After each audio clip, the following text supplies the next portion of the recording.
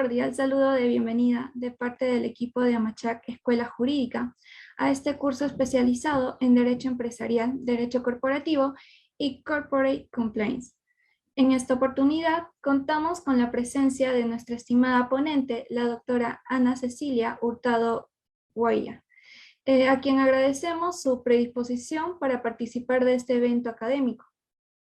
Antes de comenzar con el desarrollo del tema del día de hoy, realizaré una breve presentación de nuestra ponente, quien es doctora en Derecho por la Universidad Nacional Mayor de San Marcos, abogada y directora del estudio Caro y Asociados, abogada por la misma Universidad de Estudios, y la cual realizó una maestría y doctorado en Derecho por la Universidad Nacional Mayor de San Marcos, además de una maestría en Derecho por la Universidad Alcalá. Asimismo, es abogada directora del estudio Caro y Asociados. Para dar inicio a la videoconferencia, se les solicita por favor mantener apagados sus micrófonos y cámaras a fin de evitar interferencias en la transmisión. Las preguntas que desean formularle a nuestra ponente podrán realizarlas a través del chat y estas serán absueltas al concluir la disertación. Asimismo, si desean realizar una pregunta a microencendido, deberán dar un previo aviso para poder concederles la palabra. Sin más, le daré paso a nuestra ponente, quien el día de hoy disertará el tema correspondiente a aspectos problemáticos en torno a la prueba de la ausencia o ineficacia del criminal compliance. Estimada Ana Cecilia Hurtado Guaya, tiene usted el uso de la palabra. Muchas gracias, Adriana. Simplemente una precisión específica, tengo estudios concluidos de doctorado. Creo que lo referiste como que tenía el grado. Quiero precisar que tengo los estudios concluidos de doctorado y bueno, sobre los otros grados sí tengo el grado de magíster. Muchas gracias. A ver. Buenos días con todos. En primer lugar, agradecer por la invitación a Amachac Escuela Jurídica, que siempre está de alguna manera promoviendo, impulsando este tipo de espacios para poder participar de las discusiones académicas que actualmente merecen nuestra atención. Como lo ha señalado Adriana, nuestro tema que vamos a abordar el día de hoy está relacionado a los aspectos problemáticos probatorios, básicamente, para determinar la responsabilidad penal de la persona jurídica. Y sobre este tema general, me voy a enfocar en tres temas específicos. Los temas que voy a hacer una presentación general sobre los puntos que vamos a tocar, pero después voy a no voy a tomar en cuenta la diapositiva de la presentación porque solamente es una diapositiva esquemática. A ver, voy a presentarlo para que un poco tengan la idea de qué es lo que vamos a abordar el día de hoy. Es una presentación general. No sé si ya lo podemos ver. Sí, doctora, se puede visualizar correctamente. Sí, muchas gracias. Como les estaba señalando, vamos a tocar el tema sobre la prueba y los aspectos problemáticos que se presentan en relación a la determinación de la responsabilidad penal de las personas jurídicas. Y los tres aspectos problemáticos que de alguna manera, de forma aproximativa, considero que podemos tocar el día de hoy, es sobre cuál es el objeto o el tema de prueba que se tiene que fijar o establecer en un proceso penal a efectos de determinarse la responsabilidad penal de la persona jurídica. Sobre este punto vamos a abordar las posiciones problemáticas que se presentan sobre el tema probatorio, el objeto de prueba, vinculado con los modelos de responsabilidad penal de la persona jurídica, que desde mi punto de vista, y también como lo ha señalado el doctor Silva, tiene un efecto directo a efectos de fijar el tema de prueba, ¿no? Si asumimos el modelo de heterorresponsabilidad, o el modelo de autorresponsabilidad, pues vamos a tener respuestas distintas a sobre la pregunta que nos hacemos sobre el objeto de prueba que se tiene que probar, valga la redundancia, para establecer la responsabilidad penal de la persona jurídica. Pero otro tema mucho más problemático y que no solamente concierne al tema de la responsabilidad penal de la persona jurídica, sino que inclusive en relación a la responsabilidad penal de la persona natural, es y viene siendo por largo tiempo discutido, es el tema de la carga de la prueba, ¿no? Y sobre este tema vamos a tratar también de abordar algunos conceptos que consideramos relevantes para poder establecer cuál es el efecto de la carga de la prueba en el proceso penal contra las personas jurídicas, ¿no? Para establecer la responsabilidad penal de las personas jurídicas. Y para esto vamos a abordar estos conceptos que aquí de alguna manera, de manera general, he considerado respecto al principio de aportación procesal de la prueba, al principio de la carga de la prueba objetiva, o mejor dicho, al concepto, no al principio, porque es un concepto sobre la carga de la prueba subjetiva, el concepto sobre la carga de la prueba objetiva, o carga objetiva de la prueba, el concepto de la valoración probatoria, valoración de la prueba, la carga dinámica de la prueba y la norma sustantiva y seguridad jurídica, que está relacionado también con la carga dinámica de la prueba. Entonces, como segundo punto, vamos a abordar sobre cuál es el efecto de esta carga de la prueba en relación a la determinación de la responsabilidad penal en el marco de un proceso penal a la persona jurídica, y también, finalmente, entendiendo, y como lo vamos a explicar un poco más detallado, que es un presupuesto necesario para que se pueda aplicar la carga objetiva de la prueba. Ya le estoy adelantando algunas respuestas con esta afirmación. Vamos a abordar un poco sobre el estándar de prueba que podemos considerar o que podemos tener en cuenta para la determinación de la responsabilidad penal de la persona jurídica, ¿no? Teniendo en cuenta que en el proceso penal pues hay un estándar asimétrico a diferencia del proceso civil, y teniendo en cuenta además que en relación a la persona natural, pues la persona jurídica, en la determinación de la responsabilidad penal de la persona jurídica se ponen en juego distintos bienes jurídicos, ¿no? Y no está en juego pues la libertad y derechos principales o fundamentales como son o como los que tiene la persona natural, están en juego como la libertad y la integridad. Entonces, esto solamente es una presentación sobre los temas que vamos a abordar de alguna manera muy general para poder pasar a la explicación. A ver, como les había señalado, el primer punto que vamos a abordar está relacionado al objeto o el tema de la prueba. Y esto es necesario tener en cuenta porque si estamos en un proceso penal, por ejemplo, de una persona natural, pues atendiendo a los elementos objetivos y subjetivos de la norma penal, vamos a establecer cuáles son aquellos hechos probatorios hechos que tenemos que acreditar para poder aplicarle una norma penal a la persona natural. De igual forma, para la persona jurídica, pues se tiene que tener en cuenta la norma, ¿no? En este caso, en nuestro país existe un sistema dual de responsabilidad de la persona jurídica. Tenemos por un lado el artículo 105 del Código Penal y por otro lado tenemos la ley 3424, ¿no? El artículo 105 del Código Penal regula lo que son las consecuencias accesorias contra la persona jurídica, que se pueden aplicar contra la persona jurídica y que han sido consideradas mediante el acuerdo plenario del año 2009 por la Corte Suprema como sanciones penales especiales.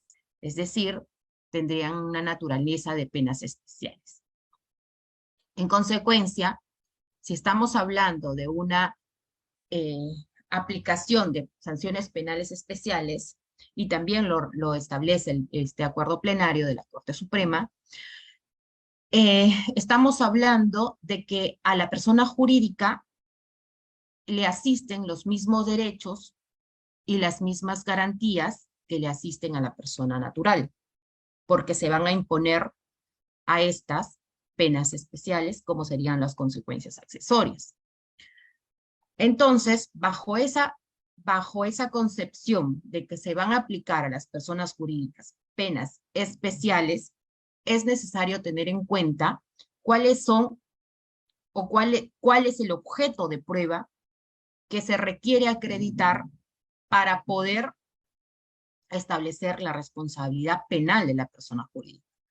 Porque aplicando ya sea el 105 del Código Penal que establece las consecuencias accesorias, o aplicando la ley 3424 que ya de alguna manera establece de forma mucho más clara que la responsabilidad que se va a aplicar a la persona jurídica es una responsabilidad penal, y digo que puede ser interpretado como más claro, pero no del todo claro.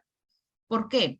Porque precisamente sobre la ley 3424 se hacen muchas interpretaciones en relación a la nomenclatura que tiene esta ley. Esta ley dice responsabilidad administrativa contra la persona jurídica. No dice expresamente que es una responsabilidad penal contra la persona jurídica, como si, por ejemplo, lo dice la legislación chilena, la legislación española, ¿no? En cambio, en el Perú se establece una responsabilidad penal, perdón, administrativa de la persona jurídica a través de la ley 3424, cuando se cometen delitos relacionados, ¿no? Y tiene un número de clausus, no está abierto para cualquier tipo de delitos, sino delitos contra la administración pública, de lavado de activos, ¿no? Delitos graves. Hay proyectos de ley que se han formulado a efectos de ampliar esta lista de delitos, sin embargo, pues todavía no es aplicable para todos los delitos, ¿no? O por cualquier tipo de delito. En esa línea de ideas, por eso señalo que no es tan claro, pues que estamos hablando de una responsabilidad penal a través de la ley 3424, porque la nomenclatura de esta ley dice administrativa, y además porque se señala, y así cuya apreciación no estoy muy de acuerdo, ya lo voy a explicar, pero se señala que porque se trataría de una responsabilidad penal de la persona jurídica y que estaríamos hablando de un fraude de etiqueta, ¿no? Al establecer administrativa cuando es una responsabilidad penal, porque la persona jurídica va a ser sancionada dentro de un proceso penal, por eso se trataría de una responsabilidad penal, y porque estaría impuesta la sanción por un juez penal, ¿no? Entonces, por esas dos razones, pues estaríamos hablando de una responsabilidad penal y que estaríamos ante un fraude de etiqueta en la nomenclatura de la ley 3024. Sin embargo, también si nos ponemos a pensar que en el proceso penal no solo se discute pretensiones punitivas, sino pretensiones civiles, por lo tanto, estaríamos hablando que también estaríamos ante una responsabilidad penal cuando en un proceso penal se pronuncia o se determina la responsabilidad civil, cuando esta responsabilidad civil es impuesta por un juez civil, perdón, por un juez penal, no, ¿verdad? No estaríamos hablando de una responsabilidad, no estaríamos formulando o planteando que la responsabilidad civil es una responsabilidad penal. Pero ¿por qué planteamos que la responsabilidad contra la persona jurídica es penal, porque se impone dentro de un proceso penal, y porque es impuesta por un juez penal. ¿Y por qué no consideramos que es una responsabilidad administrativa dentro de un proceso penal, así como la responsabilidad civil que se impone dentro de un proceso penal, ¿no? Entonces, esa problemática se plantea y pues de alguna manera habría algo de razón. Sin embargo, teniendo en cuenta que hay un pronunciamiento por la Corte Suprema que establece que las consecuencias accesorias, que son las mismas que están reguladas en la Ley 3424, son sanciones penales, entonces la responsabilidad que se le está imponiendo a través de la Ley 3424 no son sanciones administrativas, sino son sanciones penales. Y bajo este fundamento, pues podemos establecer que lo que realmente se está regulando y que realmente estaríamos ante un fraude de etiqueta al establecerse que la responsabilidad de la persona jurídica es administrativa y no penal. Haciendo este paréntesis, lo que quiero establecer es que a través de la Ley 3424 se establece la autonomía de la responsabilidad de la persona jurídica. Ya no es necesario, como lo es con la aplicación del artículo 105 del Código Penal, establecer la responsabilidad de la persona natural para poder establecer la responsabilidad de la persona jurídica. Inclusive en los casos que la responsabilidad contra la persona natural pueda haber prescrito, inclusive cuando la responsabilidad penal de la persona natural no se pueda determinar por alguna causal de inimputabilidad, de cosa juzgada, etc., de extinción por muerte, lo que fuere, no es con la aplicación del 105 no va a ser posible, pero con la aplicación de la Ley 3424 sí, porque se regula la autonomía de la responsabilidad penal de la persona jurídica.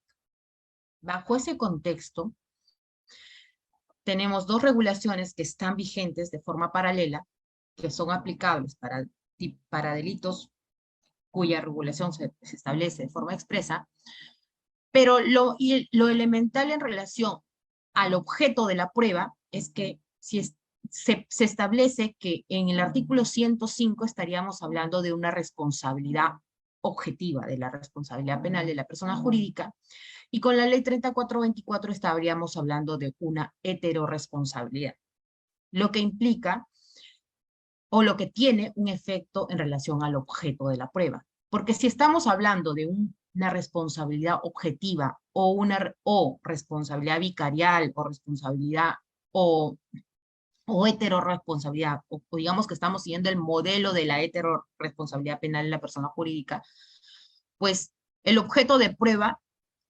únicamente se va a centrar en acreditar la responsabilidad de la persona natural, ¿no? Porque es la responsabilidad la responsabilidad de la persona jurídica es una consecuencia de la responsabilidad de la persona natural, ¿no? Está basada en la responsabilidad del hecho ajeno, que sería el hecho de la persona natural.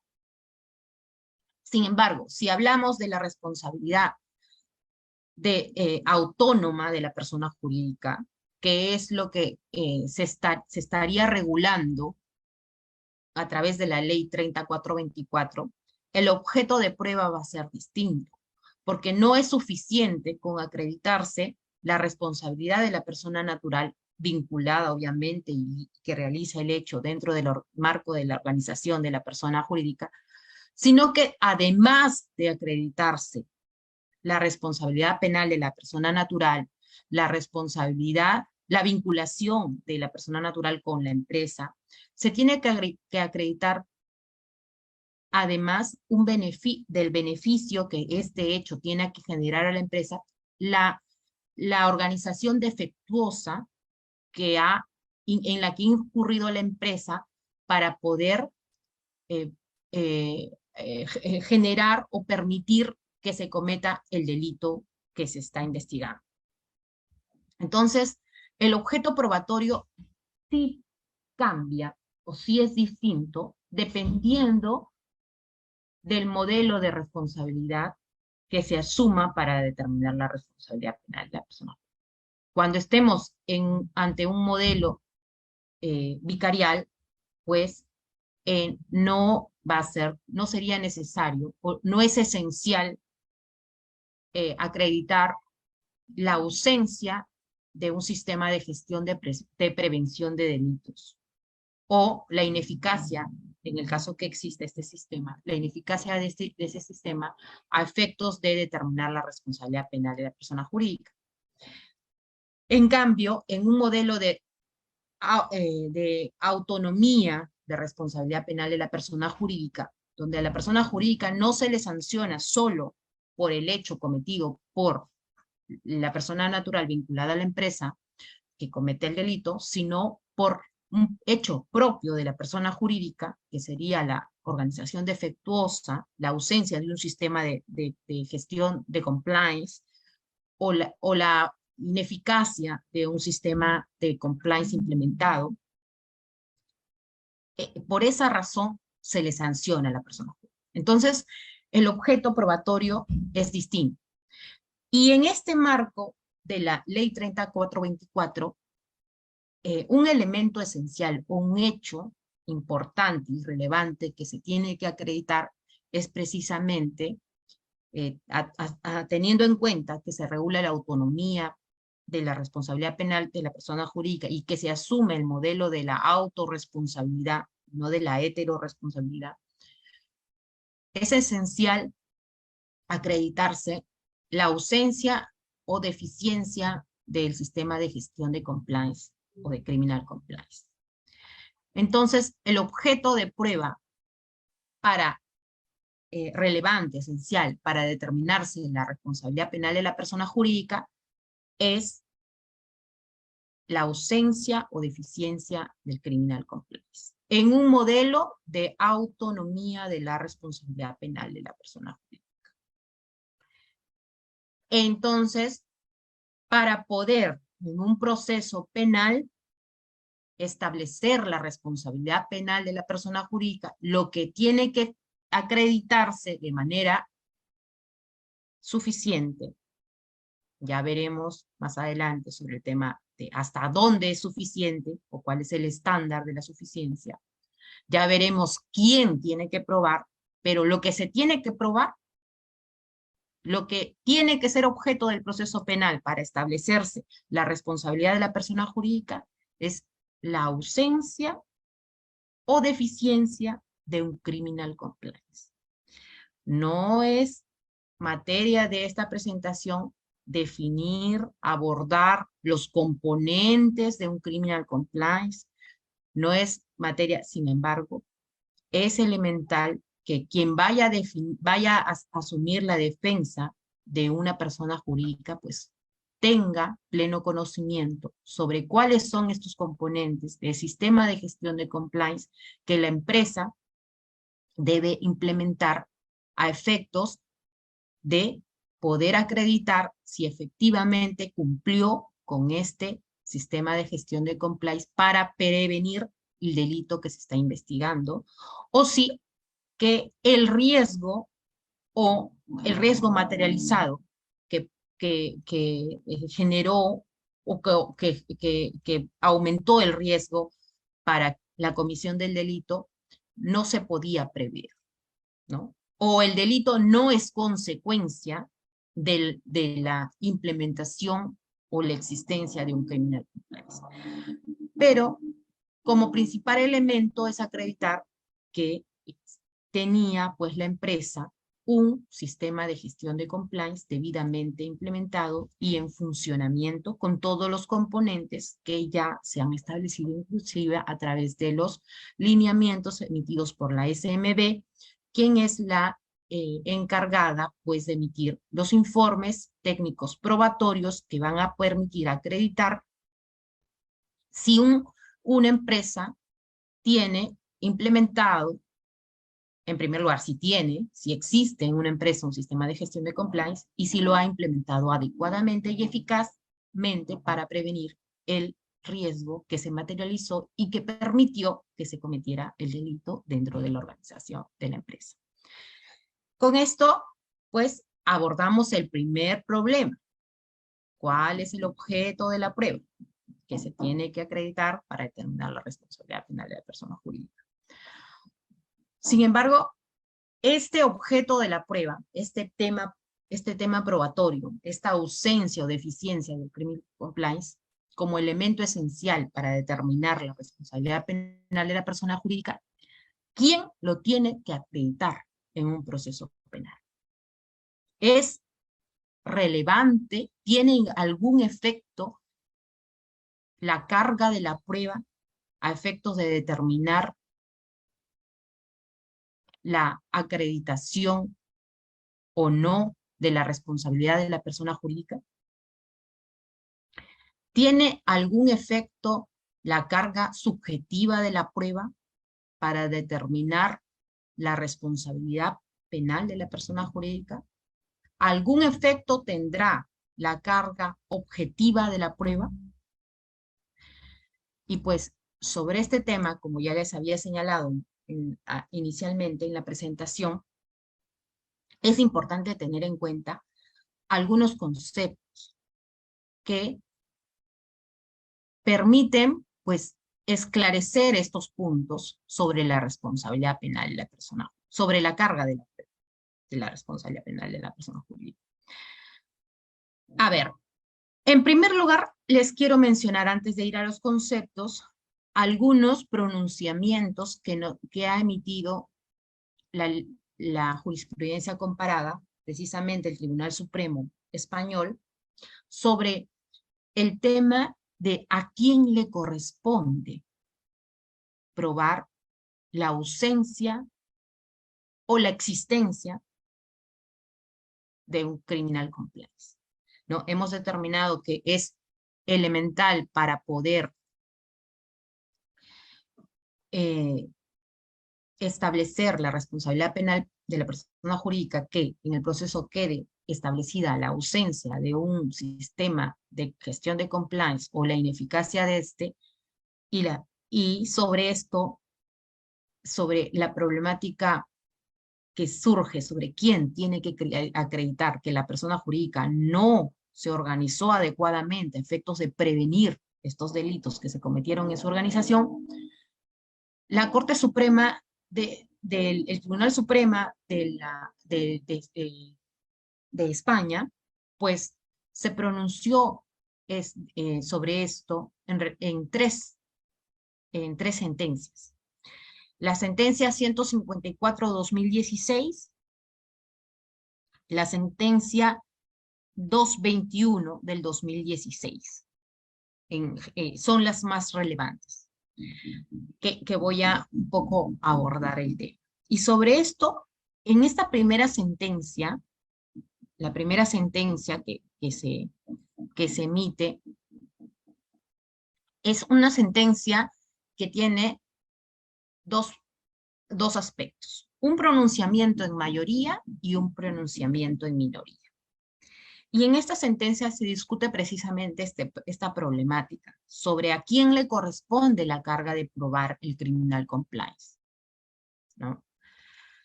Y en mayoría, en la sentencia 154/2016, se pronunció el Tribunal Supremo señalando que la ausencia del criminal compliance es un elemento constitutivo para determinar la responsabilidad penal. Es un elemento esencial para determinar la responsabilidad penal. Y quien considere que se debe aplicar una responsabilidad penal, pues tiene que probar ese elemento constitutivo. Y por lo tanto, le corresponde a la acusación, quien está pretendiendo la aplicación de esa sanción que tiene como condición el elemento constitutivo, la ausencia del criminal compliance, quien tiene que probar esa ausencia. Quien postula la aplicación de la responsabilidad penal. En este caso, pues es el Ministerio Público, según este pronunciamiento en mayoría, quien tiene que probar la ausencia del criminal compliance. En minoría, en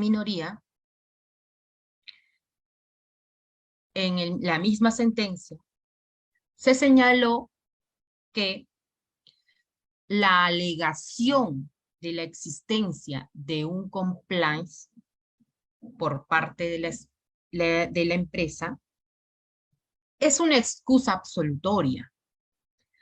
Y por teoría sabemos, ¿no? Y también lo dice la sentencia en el pronunciamiento en minoría, que al ser una excusa absolutoria la alegación que se hace sobre la existencia del compliance, la carga de la prueba le corresponde a la defensa que alega, por lo tanto a la empresa. Lo mismo que ocurre en el delito de homicidio, por ejemplo, cuando le corresponde probar a la defensa cuando alega legítima defensa. En consecuencia, en este pronunciamiento en minoría, se señala que a quien correspondería probar la existencia de un criminal compliance es a la empresa, a la parte acusada.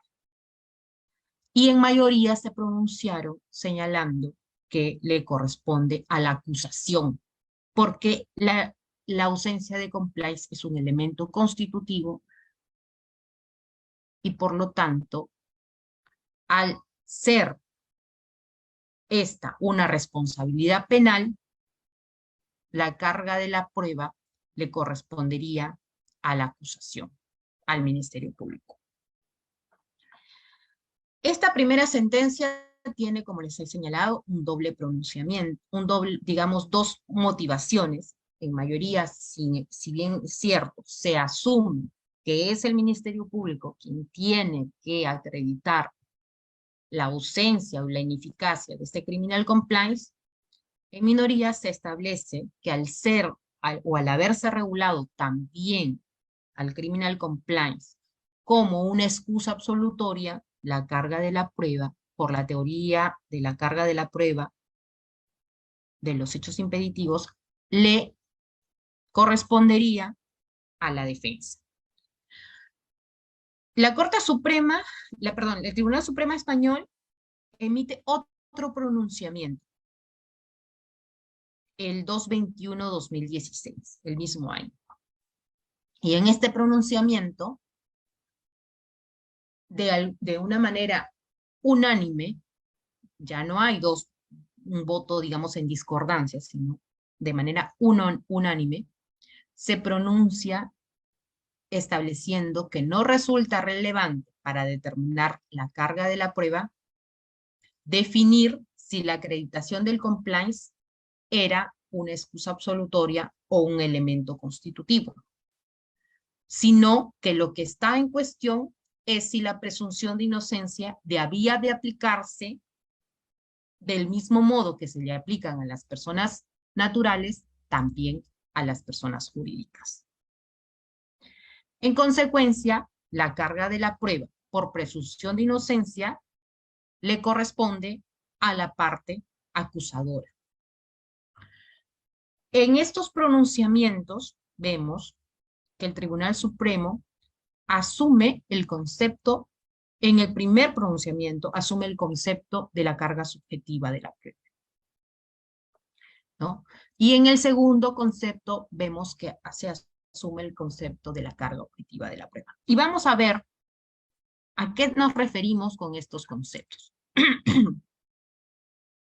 Pero esta era un poco la problemática que surgió en relación a la aplicación de la carga subjetiva de la prueba en la relación a la persona jurídica. Y digo la carga subjetiva porque la carga subjetiva está relacionada con la pregunta ¿quién debe probar en el proceso? ¿A quién le corresponde probar? ¿No? ¿Quién debe aportar la prueba en el proceso? Hay varias personas que me están solicitando admisión, los admito, un paréntesis, o hay algún problema, porque eh, hay varias personas que están solicitando admisión. Yo los estoy admitiendo, pero si usted me dice que no los admitan, no los admito. No hay ningún problema, Adriana, usted me dice. Estimada doctora, no se preocupe sobre eso porque tengo compañeros que se están encargando sobre la admisión. Ah, ok, Y muchísimas también gracias. recordarle que le quedan 5 minutos, doctora. Ok, muchas gracias. Muy buena, muy buen recordatorio. Entonces, vamos a redondear todas estas ideas en relación al principio de carga subjetiva de la prueba con el principio de aportación de procesal. Como les estaba diciendo, la carga subjetiva de la prueba tiene que ver con quién tiene que probar. ¿Y por qué es relevante a estas alturas digamos, de la teoría del proceso, preguntarnos quién debe probar? ¿Es relevante o no? Y sobre esto se han pronunciado profesores que son especialistas en la materia, como el profesor Jordi Ferrer Beltrán y el profesor Jordi Nieva Fenol, y son claros en establecer de manera muy fundamentada. Pueden verlo, tienen diversos libros sobre carga de la prueba, y se pronuncia muy claramente el doctor Jordi Ferrer sobre qué cosa es lo que queda de la carga de la prueba, y desecha de plano el concepto de la carga subjetiva de la prueba, ¿no? Igualmente, el profesor Jordi Nieva Fenol dice que es una reliquia histórica que debe ser abolida, el concepto de carga de la prueba, pero el profesor es un poco más extremista, inclusive dice que debe ser abolida también el concepto de carga objetiva de la prueba. El profesor Jordi, Jordi Ferrer, un poco más conservador, digamos, le da un efecto y un valor a la carga objetiva de la prueba. Pero sobre el concepto sobre la pregunta, ¿quién debe probar en el proceso? Queda claro que no resulta relevante hacernos esta pregunta, porque tenemos al principio de aportación procesal de la prueba, que eliminaría este tipo. No interesa quién debe probar en el proceso. No interesa si es el Ministerio Público que trae la prueba o si es la defensa la que trae la prueba. Lo que nos debemos preguntar es quién pierde en el proceso si no hay prueba suficiente. No quién debe traer, porque por el principio de aportación procesal, la prueba no importa si lo trae el fiscal o lo trae el abogado, pero si no hay prueba suficiente para probar los elementos constitutivos, que ya hemos visto que un elemento fundamental y constitutivo para la acreditación de la responsabilidad penal es la ausencia o ineficacia del criminal compliance, entonces ahí aparece la carga objetiva de la prueba que nos dice quién pierde si no se prueba ese elemento constitutivo, ese elemento esencial. Y la carga objetiva nos da la respuesta. O sea, si no hay suficiente prueba, no se va a poder establecer la responsabilidad penal. La otra pregunta, y ya voy a cerrando, es ¿cuándo vamos a considerar que hay suficiente prueba? ¿Cómo determinamos? ¿Cuál es el estándar? ¿Vamos a utilizar para la persona jurídica el mismo estándar que se utiliza para la persona natural, que es el más allá de toda duda razonable? ¿O podemos utilizar los estándares civiles sobre la prueba prevaleciente, preponderante? ¿Cuál es el estándar? ¿Podemos utilizar el mismo estándar, teniendo en cuenta que son bienes jurídicos distintos, porque lo que se va a aplicar a las personas jurídicas, pues son sanciones que de alguna manera, suspensión de actividades, no afectan un bien jurídico esencial como es la vida, la libertad.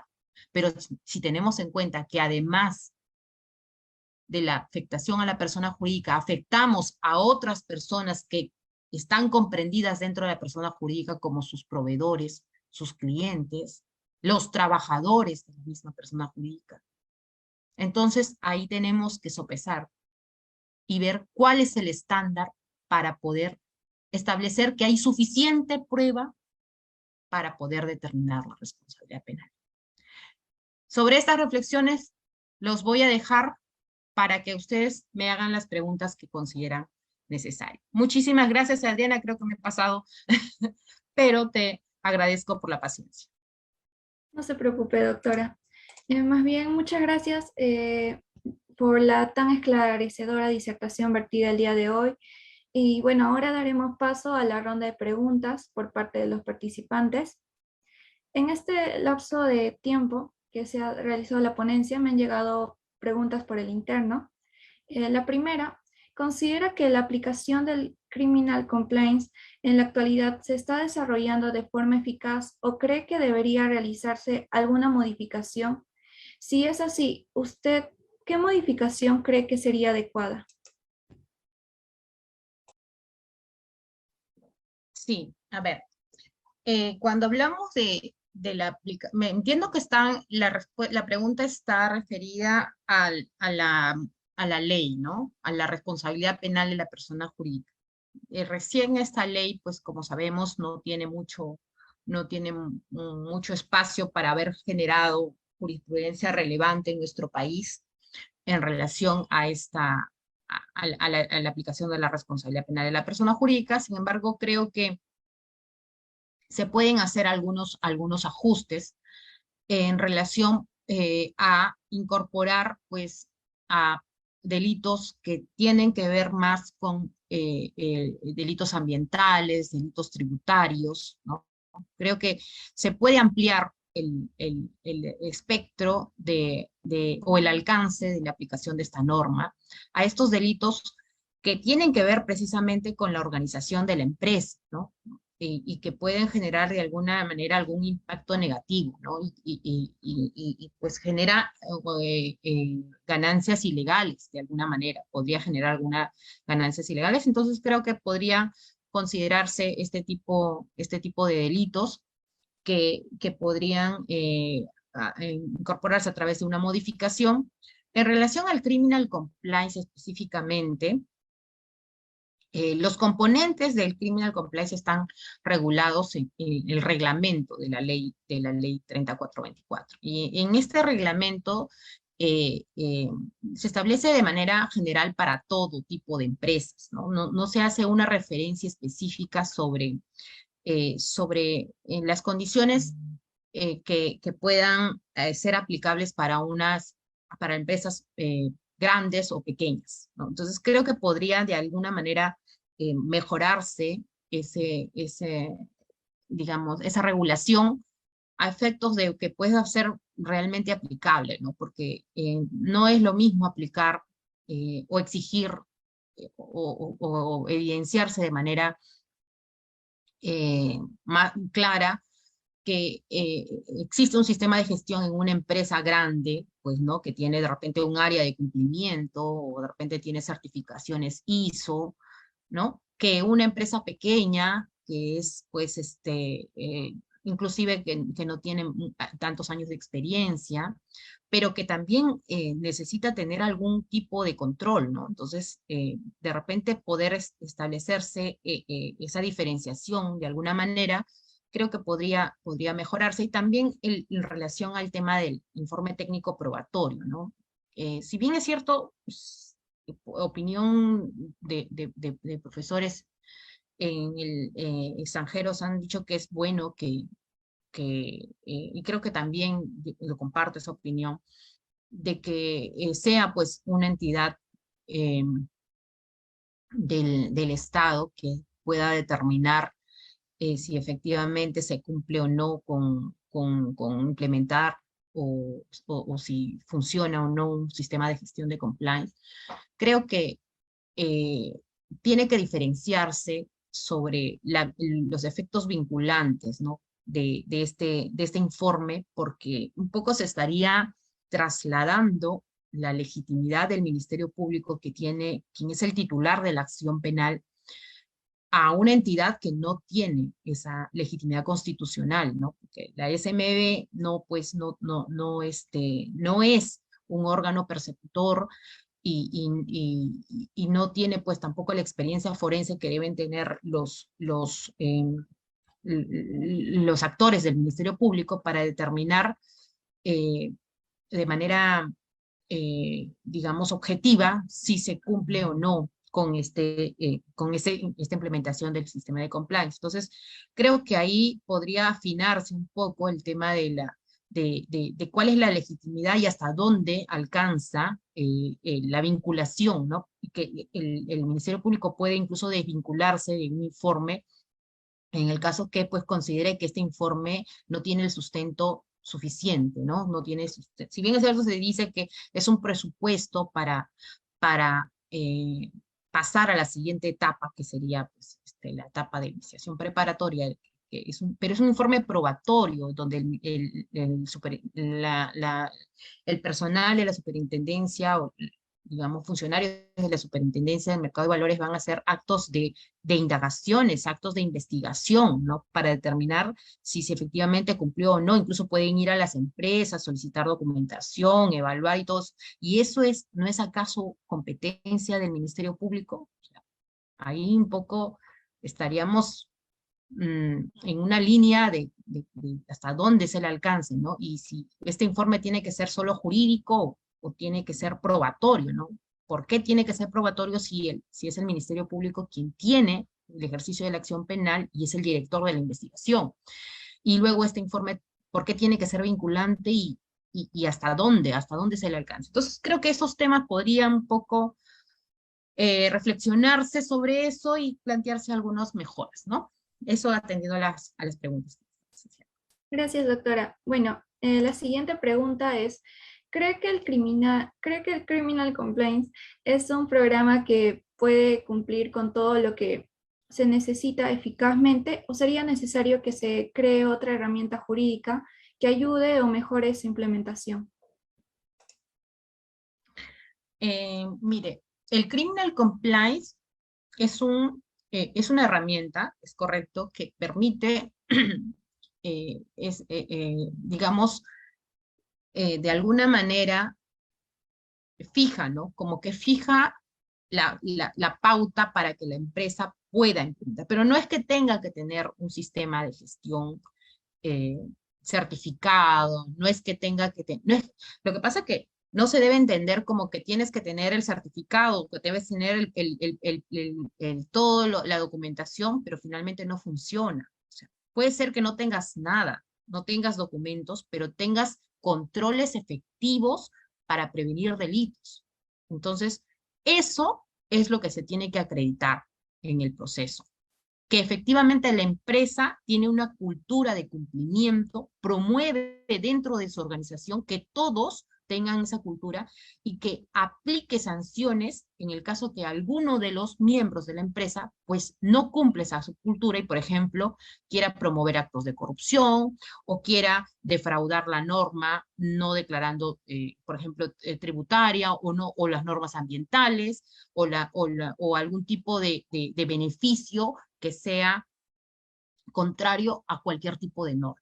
Entonces, eso es lo que tiene que sancionar y para eso tiene que implementar adecuados controles para prevenir los delitos dentro de esa organización. Y en el caso que se cometan, porque es también muy cierto que así la empresa implemente todos los controles, que implemente todas las seguridades, pero hay personas que simplemente no están de acuerdo o no quieren cumplir y actúan a espaldas de la empresa, pues con esos controles se van a detectar mucho más rápido y se van a denunciar y se va a colaborar con la justicia para poder establecer la responsabilidad de esa persona natural que actúa de espaldas o en contra de la cultura de cumplimiento, de los programas de cumplimiento, del sistema de gestión implementado por la empresa.